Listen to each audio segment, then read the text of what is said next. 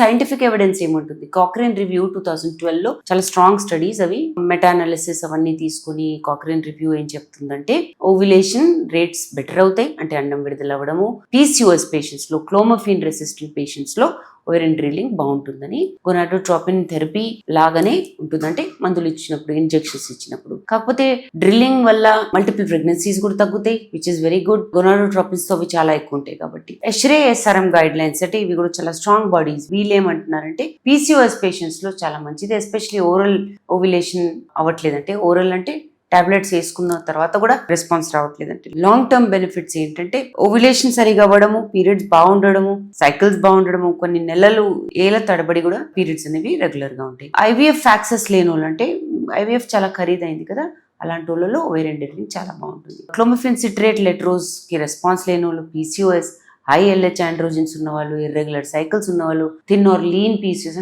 సన్నగా ఉన్న వాళ్ళు కూడా పీసీఓఎస్ ఉన్నప్పుడు ఇది చేసుకోవచ్చు. ఓహెచ్ఎస్ఎస్ రిస్క్ ఉన్న వాళ్ళు, over and hyper stimulation, limited డబ్బులు ఉన్నాయి, కాంట్ అఫోర్డ్ మెడికేషన్స్ ఉన్న వాళ్ళు కూడా చేసుకోవచ్చు. అడ్వాంటేజెస్ చాలా ఉన్నాయి. న్యాచురల్ గా ఓవ్యులేషన్ అవ్వడము, మల్టిపుల్ ప్రెగ్నెన్సీ అవ్వకపోవడము, లాంగ్ టర్మ్ మెడికేషన్స్ ఉండకపోవడం అనేది బాగుంటుంది. కాకపోతే ఒక సర్జికల్ ప్రొసీజర్, ఇది మినిమలీ ఇన్వేసివ్ ఉన్న సర్జికల్ ప్రొసీజర్. ఓవేరియన్ డ్యామేజ్ ఎక్కువ చేసేసారు అనుకోండి, అలాంటప్పుడు ఓవేరియన్ రిజర్వ్ కూడా తగ్గిపోతుంది. పీసీఓఎస్ అందరు పేషెంట్స్ లో చేయకూడదు. ఈ నేను చెప్పిన పీసీఓఎస్ పేషెంట్స్ లో చేస్తేనే రెస్పాన్స్ బాగుంటుంది. సో మీ పరిస్థితి బట్టి ఎందుకు చెయ్యాలి అనేది చూసుకుంటూ మీ సర్జన్ ఇది long term effect, cost, multiple pregnancy risk ఇవన్నీ చూసుకుంటూ ఈ ప్రొసీజర్ చేయడం జరుగుతుంది.